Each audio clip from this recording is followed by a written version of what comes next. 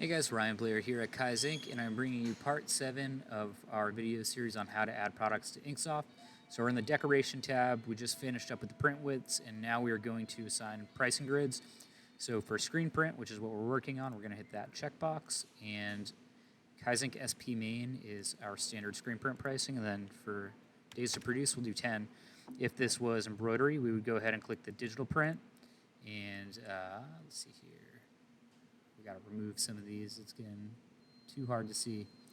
So it's going to be embroidery standard, and then it would be 10 days. If it was DTF or DTG, it'd be DTF, DTG standard, 10 days. And if it was an embroidery product, you're also going to hit this checkbox here. We're going to scroll down to ink palettes.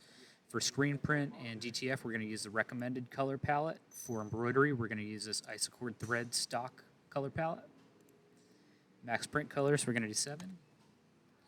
And down here at the bottom, we're going to turn off bias blank, and we are going to turn on the design details form. At this point, we're good to click save, and this product is ready to be added to a web store, and is now currently in our main store as well. That's it. Thanks for watching.